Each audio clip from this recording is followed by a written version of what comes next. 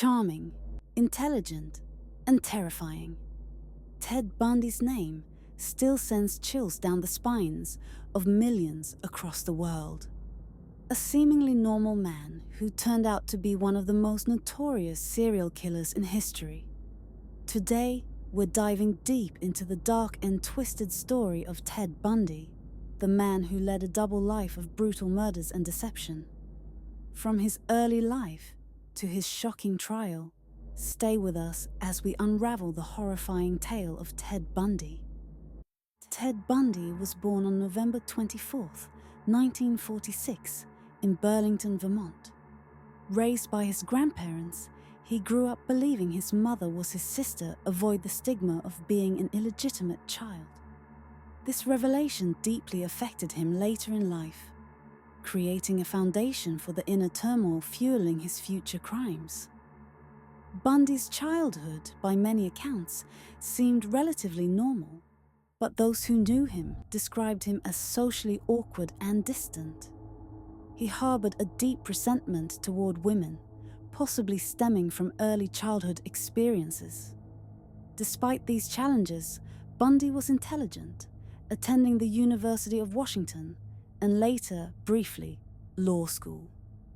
Ted Bundy was the perfect example of a psychopath hiding in plain sight.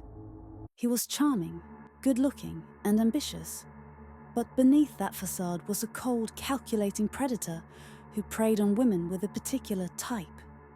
Young, white, with long brown hair parted down the middle. Bundy's killing spree began in 1974, though some experts believe he may have started killing as early as 1961. His first confirmed victim was Linda Ann Healy, a 21-year-old student at the University of Washington. Bundy's method of operation was often the same. He would lure his victims by feigning an injury, using a cast or crutches, and ask them for help. His charm made his victims trust him, unaware they were stepping into the hands of a killer. Once in his car, a Volkswagen Beetle, Bundy would incapacitate his victims, often knocking them unconscious with a blunt object before taking them to remote locations. There, he would sexually assault, torture, and ultimately murder them. Bundy's brutality escalated quickly. In 1974 alone, several women went missing in the Pacific Northwest, particularly around Washington, Oregon, and Utah. The police were stumped, but a few witnesses began describing a man who introduced himself as Ted, driving a Volkswagen Beetle. As investigators started connecting the dots, Bundy fled the Pacific Northwest and continued his killing spree across several states, including Utah, Colorado, and Florida. He became increasingly bold, even abducting two women, Janice Ott and Denise Naslund, from Lake Sammamish State Park in broad daylight. In Utah, 18-year-old Carol Daronch narrowly escaped Bundy's clutches, leading to one of the first credible testimonies against him. He posed as a police officer, asking her to come to his car. But when Daronch realized something was wrong, she fought back, eventually escaping. This incident would later be key in his conviction. Ted Bundy's arrogance ultimately led to his capture. In 1975, Bundy was arrested by Utah police after they found burglary tools in his car. Although this wasn't directly tied to any murders at the time, it set off a chain of events that would expose his true identity. Bundy was charged with the attempted kidnapping of Carol Daronch, and investigators began linking him to several other cases. But in 1977, while in custody in Colorado, Bundy escaped.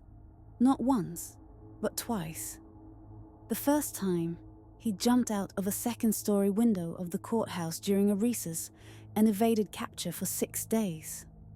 The second time, he escaped from jail by cutting a hole in the ceiling of his cell, disappearing for weeks before resurfacing in Florida. After escaping, Bundy made his way to Florida, where his crimes reached a horrifying climax. On January 15th, 1978, Bundy broke into the Chi Omega sorority house at Florida State University. Within minutes, he viciously attacked 4 women, killing 2 of them, Lisa Levy and Margaret Bowman. Bundy didn't stop there. Just a few weeks later, he abducted and killed 12-year-old Kimberly Leach. By now, the authorities were closing in. On February 15th, 1978, Bundy was finally captured by police in Pensacola, Florida. He was driving a stolen car, and his luck had run out. Bundy's trial for the Chi Omega murders in 1979 became one of the first to be televised nationally. It was dubbed the trial of the century. Always the manipulator, Bundy decided to represent himself in court, charming the media and gaining a disturbing following of admirers, especially young women. Despite his attempts to control the narrative, Bundy was convicted and sentenced to death. The evidence was overwhelming. Bite marks on one of the victims matched Bundy's teeth, and witness testimony sealed his fate.